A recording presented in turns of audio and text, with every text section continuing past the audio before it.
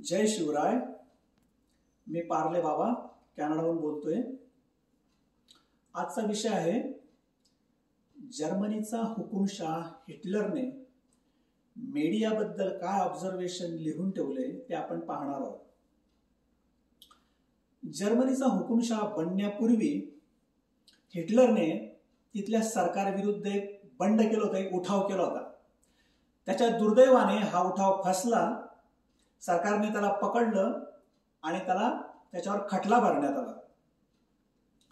तेथील न्यायालयाने त्याला शिक्षा दिली आणि जेलमध्ये टाकलं. तर कैदेत असताना त्याने एक पुस्तक लिहिलं. फार इंटरेस्टिंग पुस्तक आहे. त्या पुस्तकाचं नाव आहे माइन काम्फ. याचा अर्थ माझा लढा. माझा लढा या ही पुस्तक म्हणजे त्याच्या विचारसरणीची, नाझी विचारसरणीची ब्ल्यूप्रिंट होती. हिटलर हा हुकुमशाह बुद्धिमान होता आणि त्याने काही ऑब्झर्वेशन फार अतिशय चांगल्या पद्धतीने लिहिलंय. मीडियाबद्दल त्याने जे लिहिलंय आणि जनतेची जी सायकोलॉजी, जनतेची मानसिकता त्याने अचूक ओळखलेली होती. आणि तेच आपल्याला इथं पाहायचंय. खूप इंटरेस्टिंग आहे आणि महत्वाचं आहे. कुठे जाऊ नका, नीट ऐका.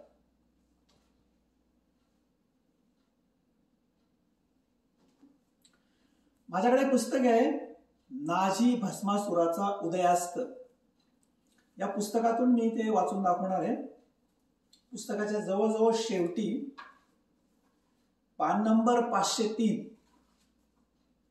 जसं मी तुम्हाला सांगितलं की माझा लढा हे जे पुस्तक आहे त्याने जेलमध्ये लिहिलं, त्या पुस्तकातला उतारा मी वाचून दाखवतोय. मीडियाबद्दल हिटलर काय म्हणतोय आणि जनतेवर या मीडियाचा काय इन्फ्लुएन्स असतो त्याबद्दलचं हे वर्णन आहे. आता त्यावेळेस मीडिया म्हणजे टीव्ही वगैरे चॅनल नव्हते, फक्त वृत्तपत्र म्हणजे न्यूज लेटर्स आणि रेडिओ केंद्र होते. पण आपण त्या संदर्भामध्ये आताच्या जमान्यात टीव्ही पण आलेले आहेत. म्हणून तर जिथं मी वृत्तपत्र वाचतोय, वृत्तपत्र तिथे मीडिया असा शब्द पण आपण टाकता येईल. तर मी वाचतो हिटलर काय म्हणतो पहा. वृत्तपत्रे वर्तुळात वृत्तपत्रांना म्हणजेच मीडियाला देशातील मोठी शक्ती म्हणण्याचा गोड परिपाठ आहे. वस्तुतः त्याचे महत्व उदंडच आहे. कारण वृत्तपत्रे किंवा मीडिया जनतेचे शालेय शिक्षणोत्तर कालात शिक्षण करतात. वृत्तपत्रांचे म्हणजेच मीडियाचे वाचक 3 प्रकारचे असतात. हे 3 प्रकार महत्वाचे आहेत, नीट ऐका. पहिला प्रकार ते वाचक की जे वाचलेली प्रत्येक गोष्ट खरी धरून चालतात. 2 ते वाचक की जे वृत्तपत्रात किंवा मीडियात आलेल्या कशावरही विश्वास ठेवत नाहीत. आणि तिसरा प्रकार ते वाचक की जे वाचलेल्या प्रत्येक गोष्टीची नीट पारख करतात आणि मग आपले मत बनवतात. पुढे इंटरेस्टिंग आहे. संख्येने विचार करता पहिल्या गटात सर्वात जास्त वाचक असतात, वाचक किंवा ऑडियन्स. आणि म्हणूनच वृत्तपत्रांचा किंवा मीडियांचा लोकांवर मोठाच प्रभाव असतो, जनतेवर मोठाच प्रभाव असतो.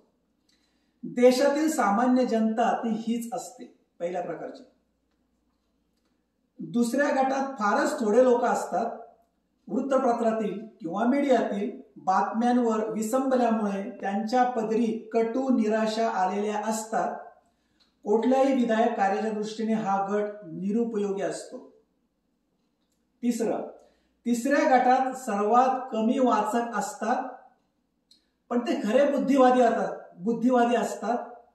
स्वतःची विचारशक्ती त्यांच्यापाशी असते. पत्रकारांना अशाच प्रकारचे वाचक आवडतात, परंतु त्यांच्या मतांचा पत्रकार सर्वस्वी स्वीकार करीत नाहीत, सोयीचा असेल तेवढा करतात, असं हिटलरने लिहून ठेवलेलं आहे.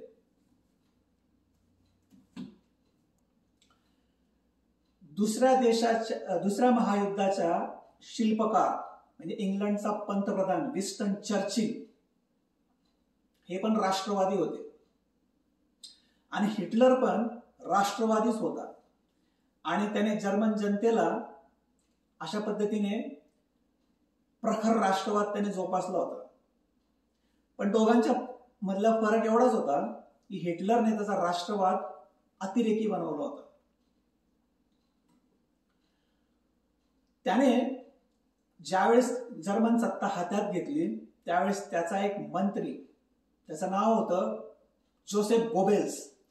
या जोसेफ गोबेल्सला प्रचार मंत्री नेमलं आणि त्या पद्धतीने मीडिया त्याने आपल्या मुठीत घेतली. त्यालाच आपण पुढे जोसेफ प्रोपॅगंडा किंवा जोसेफचं प्रचारतंत्र असं आपण म्हणतो. आणि जनतेवर त्याने इन्फ्लुएन्स केला. चर्चिल आणि हिटलर यांच्यातल्या राष्ट्रवादाचं आपण विश्लेषण केलं. औरंगजेब हा कट्टर धर्मवेडा होता. धर्माविषयी त्याला खूप प्रेम होतं, त्याच्या धर्माविषयी. आणि छत्रपती शिवाजी महाराज हे खरे धार्मिक होते. तर आताच्या या परिस्थितीमध्ये हिटलरने जे सांगितलेलं आहे त्याच्याबद्दल तुम्हाला काय वाटतं? हिटलरने जे लोकांचे हे जे 3 प्रकार सांगितले मीडिया बद्दलचे, या 3 प्रकारांमध्ये तुम्ही कुठल्या प्रकारात येतात आणि आताच्या या परिस्थितीचा संदर्भ बघता तुम्हाला काय वाटतं ते कॉमेंट बॉक्समध्ये लिहा. जय शिवराय.